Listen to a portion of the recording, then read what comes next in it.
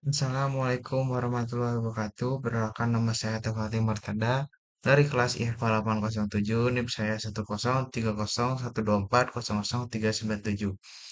Di sini saya akan membacakan resume yang dibuat saya tentang kebijakan ekosistem dan pengembangan kecerdasan artifisial. Kuliah umum ini disampaikan oleh Dr. Helni Mutiarsih Jumhur, Ketua Pusat Keunggulan Kebijakan dan Etika Teknologi Telkom University pada 26 Mei 2025. Pembahasan mencakup definisi, potensi, tantangan, dan strategi AI di Indonesia dengan penekanan pada etika. Yang pertama, memahami AI dasar dan cara kerja. AI adalah program komputer yang meniru kecerdasan manusia dalam belajar memecahkan masalah. Etika AI krusial untuk memastikan pengguna teknologi yang bertanggung jawab. Sejarah AI berkembang pesat hingga munculnya generatif AI. AI bekerja melalui data latih, algoritma pembelajaran mesin yang menghasilkan model AI untuk memproses input dan menghasilkan output seperti teks atau gambar. Yang kedua, proses ekonomi digital dan kontribusi AI di Indonesia. Ekonomi digital Indonesia diproyeksikan tumbuh pesat USD 80 miliar pada 2024, USD 20 sampai 360 miliar pada 2030. Dengan AI menyumbang USD 366 miliar terhadap PDB pada 2030, terutama di industri perdagangan, game, pendidikan, dan manufaktur. Pertumbuhan didukung penetrasi internet tinggi 79,50% populasi dan pusat data. Dampak pada tenaga kerja signifikan 92% pekerja akan butuh keterampilan AI dan 93% butuh keterampilan baru untuk beradaptasi.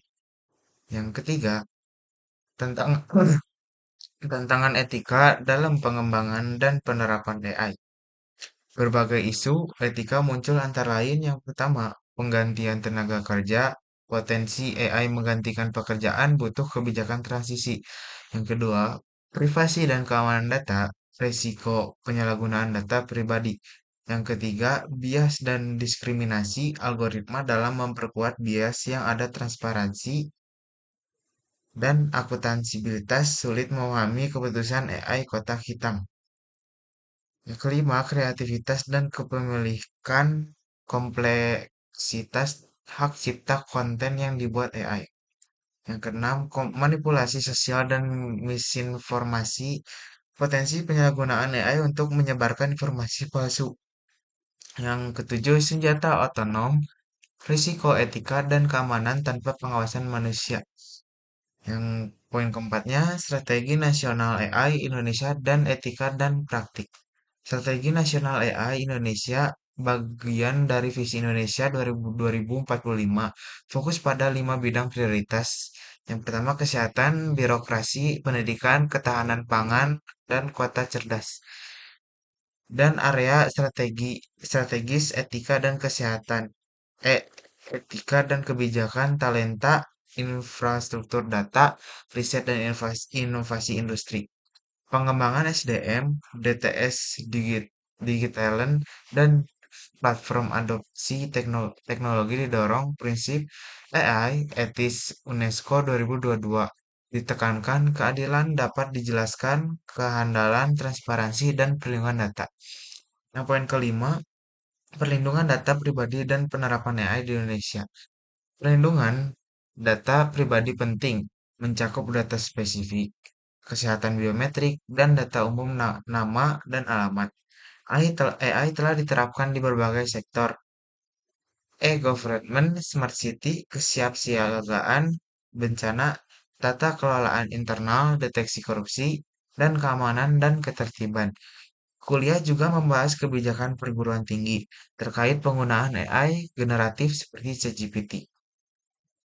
Kesimpulannya, kuliah umum ini yang dinarasumberkan oleh Dr. Helni Mutiarsih Jumhur menggarisbawahi bahwa kecerdasan artifisial AI adalah kekuatan transformatif dengan potensi besar untuk mendorong pertumbuhan ekonomi digital Indonesia dengan proyeksi kontribusi signifikan terhadap PDB dan transformasi berbagai sektor. Namun kemajuan ini tidak datang tanpa tantangan serius. Isu etika seperti penggantian tenaga kerja, privasi data, bias algoritma, kurangnya transparansi, dan masalah hak cipta memerlukan perhatian serius dan kerangka kebijakan yang kuat. Indonesia telah merespon dengan strategis nasional AI yang terintegrasi dan visi pembangunan 2045, memfokuskan pada pengembangan talenta, infrastruktur, riset, dan yang terpenting etika serta kebijakan. Prinsip-prinsip etis seperti keadilan, akuntabilitas, dan perlindungan data pribadi harus menjadi pedoman utama dalam setiap tahap pengembangan dan implementasi AI. Pada akhirnya, keberhasilan adopsi AI di Indonesia tidak hanya bergantung pada inovasi teknologi, tetapi juga pada kemampuan kita untuk mengelola dan memanfaatkan secara etis dan bertanggung jawab demi kemajuan yang berkelanjutan inklusif. Sekian dari saya, mohon maaf ada bila kesalahan kata. Wassalamualaikum warahmatullahi wabarakatuh.